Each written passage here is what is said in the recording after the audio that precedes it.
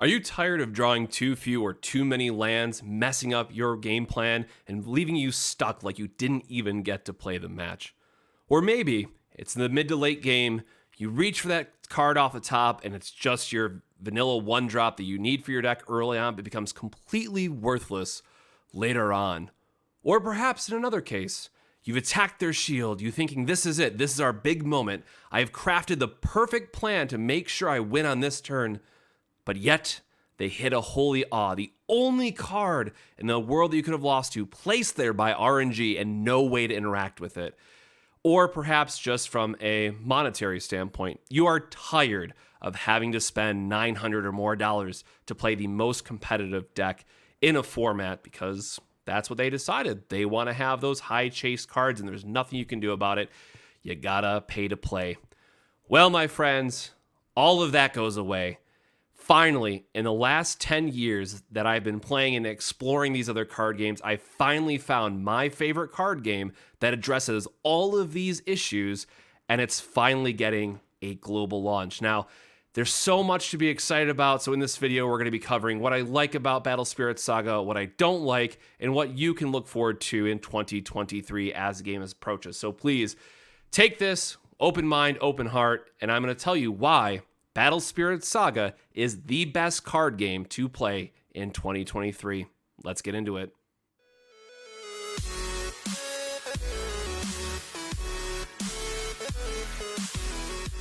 So before we dive into it and get into all the October news that we just got yesterday, for those that are the more competitive players, like you will play any card game that's out there as long as you can play for big prizing. Well, in case you missed it, here's all you need to see. And a total prize pool of $1 million! I couldn't have said that better. That's just how it is, right? $1 million cash prize pool will be shared across the various events that they're going to be having. Obviously, more details will be coming down the road, so please look forward to it. But, you know, if you're a competitive player, you'll play whatever. That's all you care about, right? Expect probably, 5, 10K GPs. Basically everything that Flesh and Blood and Magic have done in the past or are currently doing, expect the same thing. That's what Bandai is shooting for with Battle Spirits Saga. So let's get into it. Let's talk about the game at a high level. Now, I will share a how to play video that technically goes over Battle Spirits. Yes, the card game that's been out for almost 15 years in Japan already and has 62 boosters now. It's been out for a very long time. So I will share a video in the comments that will tell you how to play the game from a high level. Now, there are slight differences. We're going to have 50 card decks instead of 40. We're going to have 4 ofs being your maximum instead of 3. But overall, all the other rules are going to be staying the same. So that is something that you can look forward to in terms of, I just want to know how the turns play out at a high level. Maybe you don't want to read the play sheet, which we're going to be covering here shortly. Some people just like videos, or if you want to learn what each of the colors do, it will give you a high level overview of that. So yes, while we will be talking about some of the red spoilers today, we have to wait for more. Again, like I said in yesterday's video, we don't know when we're going to get more news, but you can at least know what to expect for the purple, yellow, and white starters that we will also be getting. But red is pretty much confirmed. It does what red does. It's already out there, so we have that confirmation that no crazy changes, like red not getting the battle stuff, right? That's all staying the same, so that's good. But let's get into some of the pros and cons, right? So I talked about our resource system. So what we have here is just the field. It gives you the turns and just a high level overview.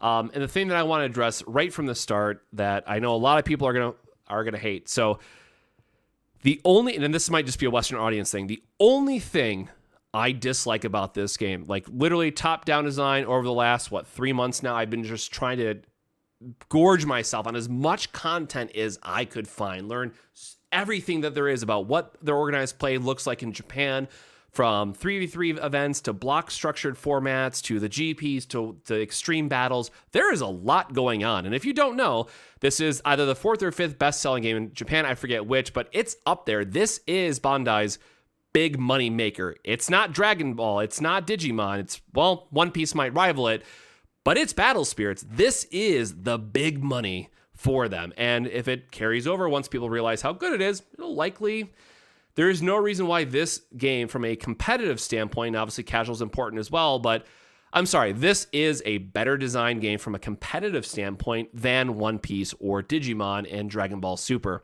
This is Bandai's best game. So what's that one little thing that I complain about that I really don't like? And I know every person I've talked to who tried the original Battle Spirits, they all hated it. It's the cores. It's these guys in the background, and then this little thing that you can see, which is probably not going to be the closest, right? So that you have your regular cores, and then also you have your soul core, which is going to be coming up recent. These are small. You move them across the field. These are your main resource system. But that said, once I got past that, once I truly understood everything that the core was used for and how elegantly it's just baked into the heart and soul of this game, I got over it. It is amazing what Mike Elliott has done. And again, just as a reminder, Mike Elliott is also the father of Duel Masters, so that's why I was making that point in the beginning of the video. It's a very clear evolution, right? So from a Mike Elliott game standpoint, you have your Duel Masters, you have Battle Spirits, and then you have Dragoborn, which is a very short-lived game that, now that I know what I know looking back, with Bushiroad, they said, well, we want to add a little RNG to it because it's Bushiroad, right? It does make games... It can lead to more exciting moments like over triggers in Cardfight Vanguard. Like, I get it. From a not competitive standpoint, and I really want to stress that point, for Bushiroad games, like, yeah, Dragoborn was a fun evolution and added to what I would call like the Battle Spirits core, no pun intended with obviously the resource system, but that core experience and what you're getting out of it. Now that said, yeah, Dragoborn's obviously not here today. The rolling the dice RNG was too much, but beyond that, once you really get into each one of the characters, the cards and the characters and the cores and how they grow with one another, it really comes out in just such a beautiful way that it's really, I think this is going to be like the last card game that I can play, because I don't know a resource system that's better. Because in my opinion, if we think about Magic, which was obviously the card game I was alluding to, it's such an outdated system. If you've played like Force of Will, you had the separate stone deck, and that was great. Like, don't get me wrong. I am someone who obviously did a lot for Force of Will. I think it was a very nice evolution. But if you know where Force of Will has unfortunately gone today, now there's some first turn kill combos. The pace of play is way beyond accelerated. And it's because they don't have those checks and balances like Battle Spirits does with the cores, right? If you play a unit onto the field, it's just there. There's no core management. There's no, upkeep cost to it for it. Otherwise, where within Battle Spirits, your cores are not only, your mono to play with, but you have to have at least one core on each spirit you have on the field, but then you can also power them up. So this is one of those things I could probably make a 15 to 30 minute video on, just like showing different examples within Battle Spirits and how they've utilized different cards. And I'd say, hey, if it's a level 1, you can play this early, you can play it whenever you want, it gets this effect. But if you also played in the late game, let's say you have a 3 core cost versus an 8 core cost, let's just, talk to 2 random numbers, so much later in the game you would play it, then it gets this super awesome powered up effect. It becomes your boss monster. So it's really the versatility in terms of how the cards can be used that sells Battle Spirits for me. And you'll notice here on the life pad, I'm not sure how close that's going to come in, but you'll notice here that you do start with 5 cores in your life. So that might be a little bit small, but that's the start of the game, right? So you have 5 life. And again, like Duel Masters, you had 5 shields, right? You can kind of see where all this blends together over the course of design changing, right? So you have those 5 life, and every turn you gain 1 core. So kind of like your Hearthstone or your Shadowverse, right? Kind of your more digital card game approach. You are passively gaining resources. So already, that's it. Boom. No land deck, no stone deck. You get to play the game from turn 1. And that was my favorite thing about Dragoborn. Probably if you go back to those earlier videos, right, you started with 3 mana, and you also start with 3, or I guess technically 4, with a spirit core so that you can play a unit, right? You get to always feel like you're doing something. You always have a certain amount of mana, just to be a more generic term here, right, to use at your disposal. But what's interesting, right, it's not just the core step that's gaining you those cores, it's life.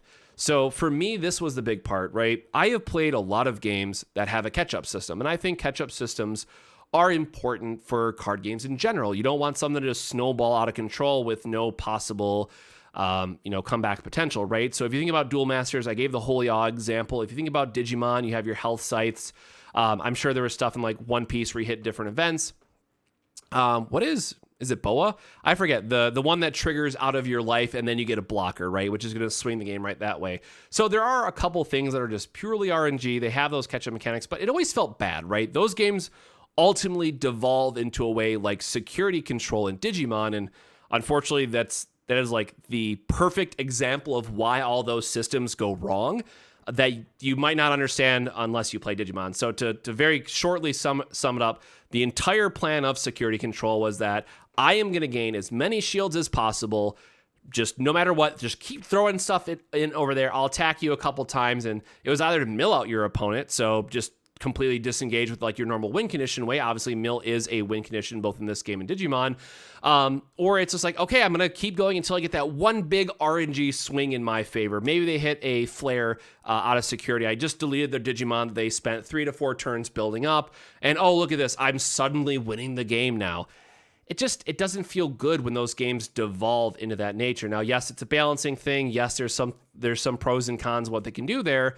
But then the other side of it, right? What did Bandai do? Well, let's just look at from BT8 onward, and oops, all OTKs, right? So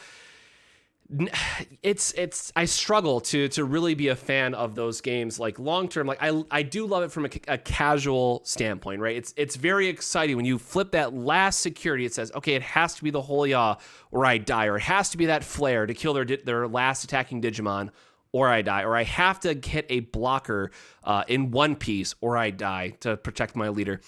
It creates those fun, exciting moments, but ultimately I think from kind of where I'm at now and what I want to do from a competitive standpoint, it really just takes away from that, oh, well, I have to play around it, and if they have it, they have a mentality, right? Like, it doesn't feel good to me anymore. Maybe it's just I've played too many card games. Maybe I finally have seen the light and why Battle Spirits is better. But you might be thinking, well, I still want to have those, kind of gotcha conditions. I still want to have that. Well, if my opponent does something, I can go, aha, I got you. And here's the fact that's going to happen. And that's the burst zone. So I was really excited to see that we got burst and soul core. So, hey, if you've played Battle Spirits when it first came out in the English in like I forget when it was now, forget it. Whatever you thought about Battle Spirits English when they were trying to start from Battle Spirits 01, it does not exist. It's a bad game. Like, just straight up. It's like early Magic, right? Like, let's just face it. They were figuring out the game. It wasn't as ironed out as it could have been. It was just bad. Like, not bad that it's unplayable, but it just wasn't as good as things from like the Burning Soul era and forward, which is Burst Zone and Soul Core. So I am very, very excited for that. And again, within the how to play, and I could get into more about the different life and the comeback mechanics they have. We have just a few examples that I'm going to talk about as well. But ultimately, it's one of those things that, please, I struggled with it myself because the cores are so small. It's weird to move them around the mat every turn. It's kind of frustrating at the start. Like, I'm going to be level with you. It is kind of frustrating to get used to. But after 5 to 10 games, you get over it. You understand, like, how much depth that it truly adds to the game and the benefit that you get by having this very unique system that you say, okay, well, it's a little bit annoying to move it around, but I love it. It does so much for the game. So again, this is just an overview of the field that you can see. So this is all available on their website. And then there's also the rules themselves. Now, again, I'm not going to go through all of this. The last thing that I do want to mention here that I think is really interesting, and it's something that, I don't know, it's tough because I like how it can go both ways for One Piece, and Force Will did this as well, right? You kind of have these two different core designs. So it's either going to be your main step, which is, hey, I'm going to do all this stuff, right? I'm going to do whatever I want. I'm going to play stuff, then attack, and then play something else and attack with my leader, then play something, attack again, maybe play a magic spell, whatever, right? It had this very free flow state. However, within Battle Spirits and Battle Spirits Saga, the attack step is kind of like this isolated thing, and there's no main two. So that's also like the difference from Magic, right? It's not like, oh, I'm just going to open swing, wait till main two to do my stuff. And it creates this really interesting, almost kind of like bluffing pattern. Like, how much are they going to commit? How many spirits are they going to attack with in this turn? Okay, do I want to take 2 to 3 more life because that's extra mana that I get for my next turn, or again, cores, that I could then play this bigger monster, which is going to help me catch up because the battle power size is going to be different. But, if they leave one back, then do I play a magic? Do I activate this burst? It just creates this very different puzzle feel to it, where it's like, that they can't play any other spirits, but if they have something in their Birthstone, or if they have certain spirits that can be played at flash speed, it becomes this game of, okay, how many cards do they leave back? How many do they assign? So it's just a very different dynamic. And maybe I haven't played enough. Maybe I haven't seen the pros and cons of it yet, because I've only played a little bit in person and I can watch some content. But the difference between the main step and the attack step from, again, Battle Spirits versus maybe One Piece or other card games, it's a really interesting puzzle. I've really enjoyed how it's more like locks you in for that attack step, but then there's still some cards that kind of break that. So again, I want to really stress here, it's not just, if I attack with my spirits, they hit a burst, I have nothing left to defend with, right? Like, oh no, how could that have happened to me? Well, there are cards that, again, through burst, through flash timing, for a bunch of different ways that you could still play spirits on your opponent's turn, or magic again, right? We're going to see those in the spoilers. There's a lot of different things you can still do. And I think that's like the other part that I miss. And what it really comes back to, a lot of other Bandai games, Digimon, One Piece, Dragon Ball Super, they're all extremely, extremely limited. Digimon, actually, there's 0, right? Interaction that you have control over on your opponent's turn. Now, yes, in One Piece and Dragon Ball Super, you do have events. There are counter cards that you can play, but it's not like you get to actually do something where it creates a impact on the board, right? It's probably the quickest reductive way I could say it. Like, there's no meaningful impact that you can do when it's your opponent's turn in those other 3 games. And within Battle Spirits, every color has this unique way that they're going to do it. Personally, I am playing yellow the most because it's my, it turns out it was my favorite color in Digimon because, again, I was the guy that played security control, then immediately, made the game bad for myself. But I like the recovery. I like the magic part of it. I like the control style of colors. And yellow's big thing is going to be recovering life, BP reduction, and playing a bunch of spells. You are like the spell master color. So I like all of that. But again, there's, purple will remove cores at flash speed. There's a lot of different things other ones do. So truly, there's a ton of different ways that you could interact. And I think that ultimately you'll find a color that works for you, that you're excited to play, because it offers up not only a very unique feel, again, across all the different colors within Battle Spirits, but also the different levels of interaction that you're going to have access to. So with that, there is the Battle Spirits Saga website here, and there was some product information that was updated. So I'm just going to quickly go through these as like a talking standpoint. And so the biggest news that we actually got from all of this was the card type breakdown. So I know it says 272 types total, but it's only 148 unique cards because we do get hollow versions of the common, uncommon, and rare. And in a different video, I'm going to actually break down what the different rarities look like, and hopefully they appear on camera. So if I don't do this video, it's because I couldn't capture the level of detail. But what I really love about Battle Spirits as well, that One Piece, Digimon, and Dragon Ball, I guess Dragon Ball Super does have it, so excuse me, just Digimon and One Piece, they're really, really lacking in their foils. Now, to Digimon's credit, they are doing like those gold foilings that are kind of cool, and if they're textured, that'll be great, but there is so much more love that gets put into Battle Spirits from a foiling perspective that this gives me a lot of hope that they'll look better than what we have for One Piece or Digimon. Like, I'm sorry, but once you see the Battle Spirits cards and you look at Digimon and One Piece, it's just lazy. I'm sorry. This isn't, I don't know if it was a choice because they want to streamline the printing process or because they knew it was big IPs and it was going to sell anyways. But the One Piece cards in particular leave a lot to be desired. So more to come on that later. As I mentioned, there's 4 starter decks. We posted about this all over. Again, the Soul Core was confirmed, so you can buy the starter deck. You'll have all the pieces that you'll have or need to play. And then there's also the core set. So this one's interesting. The one other thing that I kind of knock Bandai And I covered this in a previous video. Like, everything else about their organized play is wonderful. Maybe the $1 million is all you need and you're signed up. But, you know, they have the store. There's actually the store championships today for Digimon that I'm missing because I want to get this video out. And I just didn't have time to commit to it. So there's always like that emphasis on heavy local play, but then also there's online events they have. So again, not everyone can always make it out to their LGS, or maybe they have to drive a very long distance to get to one.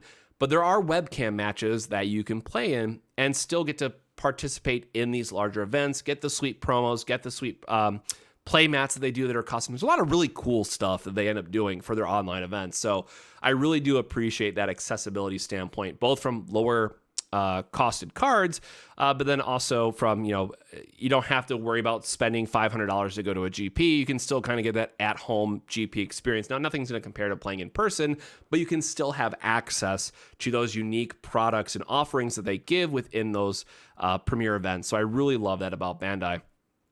The thing that I'm a little torn on is promo cards. Anytime that there's something that says promo cards, I'm a little worried about. Now, Bandai in Japan is very good about reprints. I think like Alex is like the one staple card that was reprinted a billion different times, but it was like a limited promo, shop tournament promo, if I remember correctly, and then got spread out elsewhere. Regardless of the card, generally you would get a tournament promo pack. In that tournament promo pack, like Guliamon from Digimon, that's the only way to get it. And if it turns out to be good, it spikes up to like $20 for that, or $15. I don't think it was ever 20. It spikes up to $15. Now, Bandai did recently reprint it. So I think it was like a 4-month time gap or whatever it was, where that promo was out before the reprint, which caused it to tank, of course, which is great. Made it a $10 promo to make it more accessible for players. But if this promo card is something that's going to be insanely good and only available in this, where everyone then has to buy this, that is a Bandai thing that they would do. But I'm really hoping it's just an alternate art. So Bandai does struggle at times with making tournament exclusive promos that can be too good, and then it drives up the price, or they just have these alt arts that are just beautiful, gorgeous cards that they have in Digimon, for example. And One Piece is doing this as well, where it's just alternate art of staples. I personally like that better. So I'm very curious to see where this ends up. And we just have to wait and find out. So I'm really, fingers crossed it's just an alternate art, but we'll have to wait and see. But again, at the same time, for this one limited case, we know the MSRP is $10. So the promo can't ever be more than $10 in this case, because you get two. Honestly, I think the promo can't be ever more than like $7, because you still get 2 booster packs. So in this case, the promo itself, no matter what, will be affordable as long as product is available. But if you are on the Bandai TCG Plus app and you're a store owner, you already know that we're getting tournament-specific promos or winner promos, which we don't know if are going to be just alternate arts like we've seen in the past, or if it's going to be exclusive to that event, and there'll be like participation promos of that card and a winner card. So more to come in the following months. Because I've had a couple shop owners reach out to me is the only way I found out about it. So I probably know about this earlier than I should, but more to come in the future. Now, the other really neat thing that we found out about this is I actually broke it down and I did all the math, and I guess I could zoom in a little bit there. Kind of looking back on the different releases that we've had, all the different Bandai games, and then it also included Battle Spirits 01, like the first Battle Spirits set in Japan, and kind of what they did. And what's really interesting, if we break this down and if we look at just this middle section about how the commons and uncommons and rares and X rares even out, there's a very good chance that we will see blue and green, which are the 2 colors missing right now from Battle Spirits, within the first set. Because if we look at the 140, again, the 148 is the unique cards that are available in set 1. There's almost 35 cards. It depends on if you want to count leaders for like One Piece over here, right? So, the math gets a little funky, but generally speaking, there's about 27 to 38 extra cards in set 1 that does not make sense whatsoever. There's nothing that Bandai has done, or a product that they've released, or a precedent that has set that 148 cards should just be like, whatever, they're just releasing a 148 card set. Like, no, this is a big deal that they have that many cards. So it's either going to go one of 2 ways. Either we're going to have Braves or some other, unique card type that hasn't been covered yet, or we're going to have 2 more colors in set 1 that will then make sure that we have all the colors. Again, there's 6 in total within that first set. And honestly, for me, as someone who plays yellow and now finding out that One Piece is finally getting the yellow starter and will probably drop in like April for the global launch, like that's too far. Like the decks that I want to play, the style of deck that I want to play is not available until several months later. That just sucks. Let's just say what it is, right? Like that is not fun. And I know a lot of people for Battle Spirits, like green is the ramp color. Green is I have all these cores. I get to do all these cool things and summon spirits that flash these really unique flash timings. And it's a really heavy spirit focused in that sense. Color, just like green and Magic, right? So I know there are people who really love that style of play, but might not have access to it if they have to wait until set 2 or set 3 even, depending on how they release it. So that bums me out. And then blue is mill. So I know that, look, mill is always going to be a hotly debated topic in any card game for all time. It is what it is. You just have to accept it. People love it. People hate it. You're going to be on one side of the boat or the other.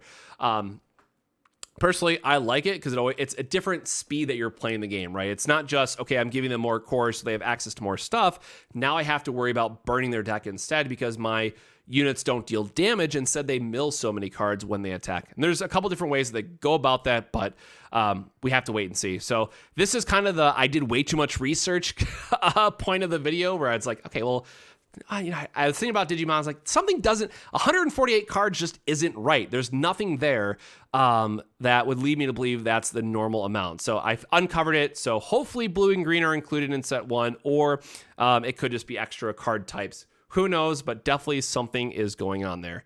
And then the last thing is, let's just talk about the cards. So this is now, again, these are not final. This is just more of, let's talk about Battle Spirits, and I know the video is kind of going along at this point, so maybe I don't talk about it too much, but we did get some spoilers yesterday. So these are a mix of set 1, the starter deck, and then also the demo deck, which apparently is confirmed, but no additional details are currently available other than there will be a demo deck. And yeah, we kind of knew that. Like, that's not a surprise or anything. But it does at least give us a little bit of hope that there's going to be some communication coming out probably around December, January timeframe, if I had to take a guess. But we'll see. So within set 1, and again, set 1 being the actual set 1 and the starters, there are 3 different card types. You have your spirits, which are just your creatures, your nexus, which the best way to think about these are just enchantments or passive cards that go into the field. These can be interacted with, which is an important note. And then sometimes they will have either you play them out, you just pay the cost, you get 1 static effect, or if you power them up, you put cores on them. So in this case, this 2 here, that's in yellow, this means you have to place 2 cores on it to get to level 2. You then get to draw a card whenever you reduce your opponent's life. So this is one that, again, really speaks to, okay, I want to play this card, and I don't want to get into this too much because, again, the video is already running long, and I'm going to include the how to play video in the comments so you can get a high level overview of this. But one of the key things about Battle Spirits is the core reduction system. So you can see this has a cost of 4, just use the Nexus as an example, with 2 red reduction. In the bottom right corner of these cards, if that's on your field, that counts for 1 of the 2 reductions in this case, right? So in the spirit of Battle... in the spirit of Battle Spirits, the point of having kind of the additional nexus or having multiple units on the field is that it makes it easier to play your bigger threats. So in case of the Imperial Thunder Dragon Siege Worm, I love the long names. By the way, there's a lot of long names in Battle Spirits. There's probably going to be a lot of nicknames that we of the community give the cards, but for now, that's the name of it. You'll notice this has a reduction of 3, so it really does help to build, and every deck is going to do this differently. Maybe you play a lot of Nexus cards, maybe you go wide on the board with Spirits, or with the Soul Core, there's usually different ways to cheat Spirits into play that you would normally wouldn't be able to fully pay the cost yet, but have to have certain conditions met, and then is only a once per turn effect because you banish that Soul Core. You don't get it back until your next turn. There's a lot of unique ways that you can kind of build onto these mechanics and really get to change how you build your deck. So again, I don't want to go into it too much because each color does a little bit differently, but the core thing is that you have the spirit reduction symbols. Everything has shouldn't say everything. There's probably some stuff that you can't reduce, or maybe you only reduce by one, but it does very much reward you for playing those monocolor decks. Now, that said, monocolor decks aren't the only thing in Battle Spirits. There are decks that'll have 2, 3, 5, or in some cases, all the colors mixed in that are based around different archetypes, but we have to wait and see. And I guess that's probably the other part that I should have mentioned up front. Beyond the core system, one of the things you either love or hate is that where Battle Spirits is today, there are archetypes that are usually built around. And what I mean by that is, like, let's just say like Star Dragon. And again, I don't know that this family of cards well enough, but probably there's going to be something where it's like, oh, if you have a Star Dragon of 6 cost or more in play, you get to get this special effect, right? So then it becomes this parasitic deck design where it says, okay, well, I have to play all these Star Dragon cards, or I got to make sure I have a high enough volume of them to make sure I hit those different checkpoints kind of along the way as you're playing the game. Now, it's not all like that. There are some like more generic red cards, right? Like Scorch Battlefield. This is just a good generic red thing to be doing. You are playing red, so you're going to be aggressive. You get red has a lot of card draw, by the way. You get to draw a lot of cards. So this Nexus does what you want to do, regardless of what red deck you're playing, but in the future, you might not be playing these Star Dragons. So that's kind of a quick overview of that. And then there's also Magic. So the one thing that I was really excited about, right? We talked about Shield Burst. We talked about, I don't want to deal with that RNG. And what I think is a really beautiful solution that Battle Spirits does is you have a burst zone, which can only have one card in it, by the way. But then it only activates under certain conditions. So this becomes a more, okay, if my opponent puts a burst card down, it's generally going to be one of a few different things. So again, that's going to be a card game knowledge thing. Obviously, it'll become, there's going to be good bursts, there's going to be bad bursts. But what's also interesting is burst can be, I don't think there's a burst nexus yet. Someone in the comments will have to keep me honest, but burst is just a thing, right? It's just something that goes into your burst zone. A condition is met, do X. And then most of the time, if it's a magic card, you can then say, okay, well, I'm going to pay the cost and get this additional effect. So it's really important to know that within Battle Spirits, and again, for me, one of the best things about it is a card game that loves to have different ways to play each card, or different modes, right? So you can either play a level 1 spirit and it's going to do one thing, or you bump it up to level 3 and it becomes this boss monster that you suddenly have access to. So if you're someone who loves to have a lot of control over how you play cards and how much resources you commit to them, Battle Spirits does this beautifully. So this magic card is a card that you can pay for its cost or set into your burst. And then Volcanic Break, there's also going to be timing effects, right? So in this case, it's going to be during your main phase or during a flash phase, which is in combat, another topic, or again, the how to play video will cover this more in detail. But then what's really interesting is that you can banish your Soul Core to gain an additional effect. So I really want to stress the point of the Soul Core because it's a one-time, I should say one-time per turn per refresh effect that you get that gets you a little bit stronger. Again, summoning a spirit, casting a magic effect. It's such a beautiful system that really shines well once you start playing the game and getting more accustomed to it. With the landmine, the other important thing here is the standard, that's the starter deck, 15. So probably like One Piece, it had 16 unique cards within the decks, and the set ordering for Battle Spirits goes Spirit, Nexus, Magic as it exists today. So it's very reasonable to believe that we're going to have 16 unique cards in the starter decks, which then also probably means the Bandai specials confirm that we're going to have 2 X rares in the deck where you have to then buy 2 of each starter deck, so because then you can get your play set. So this is speculation, but something to keep in mind going forward. And then just really quickly, so you can see some of the other cards that we got. Again, this is just really trying to showcase the benefit of, they have level 1, 2, and 3 effects for your creatures, or again, spirits. I need to get in the habit of saying spirits now. Some of them have flash timing, and then also with double draw. So red loves drawing cards, believe it or not. It's kind of crazy, and it's something that took me a minute to get used to, but we do have double draw confirmed within the starter deck for the first set. So again, this is a card that you're either going to use it to draw some cards or just power up your spirit so you can, attack over and get that benefit. So again, really want to stress that these are cards that you can really play a couple different ways. And then the last one is just more demo deck cards. So again, this one, Dragon Trooper is a good example of just having level 1 and level 2.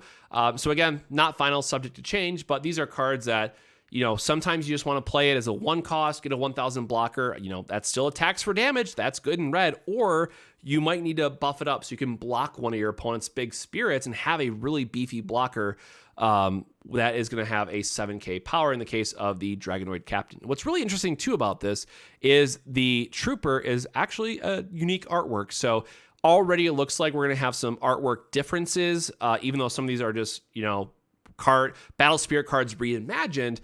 It gives us the opportunity to see new artwork popping up. And like Bandai has done for Digimon and One Piece, and I'm sure Dragon Ball Super, yes, some things are going to be just taken from their original source materials, but they eventually do get custom artwork, which is really nice to see. So I'm really looking forward to what our first, full art cards are going to look like. What are I think they call it top rare, right? But our double X or secret rares, to use the other terms.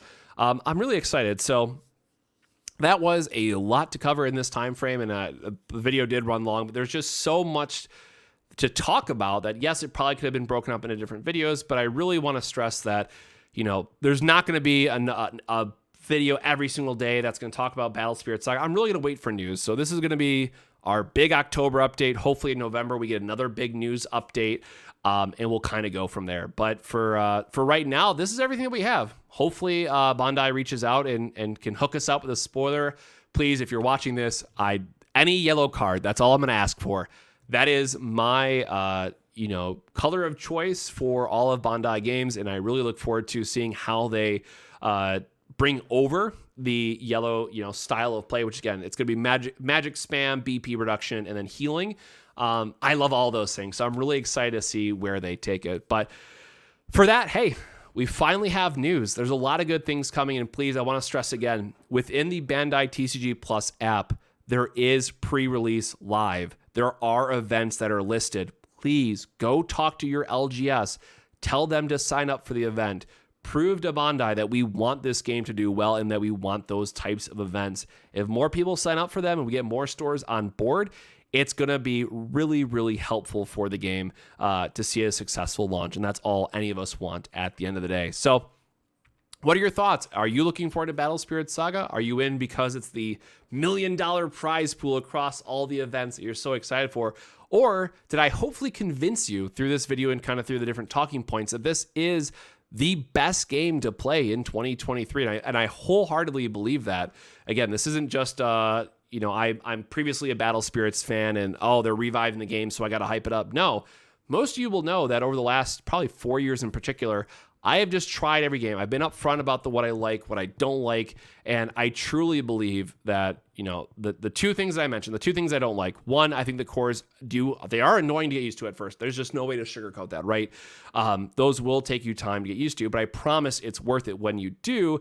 And then Bandai, from an organized play standpoint, I really hope they don't mess up the promo issue like we've seen. I shouldn't say like we've seen other games, because like $20 isn't a lot for like Gullimon and stuff like that, but they have done tournament exclusive promos, which have been more expensive and drive up that deck price. But what I really like about Bandai overall for their games is it is very cheap. 9 times out of 10, your tier 1 competitive, like this is what I'm bringing to the event and I know I can win with it, deck is going to be $100 or less. And again, in my Digimon deck, and unfortunately they did just ban a card, it was $40, but like the new tier 1 deck I'm going to build is like $50.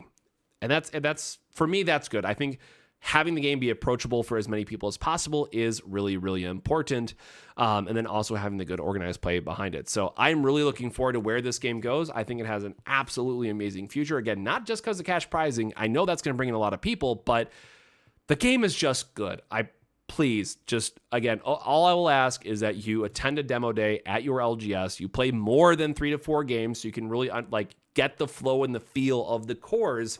And I think that you will see that this is truly one of the greatest games that has ever been designed for a card game. And no one else can do this core system. I think it's the best resource and catch-up mechanic to be designed in any card game ever.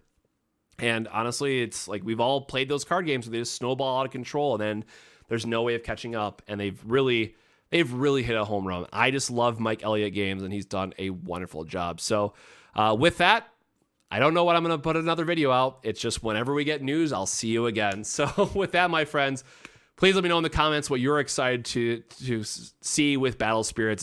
Is it the money? Is it the good card game play? What makes you excited for this game in 2023? And then tell your friends about it. That really is the most important thing. Tell your friends and spread the word. So with that, have a good day. Hope you're taking care of yourself. Drink some water, and I'll see you next time. Cheers.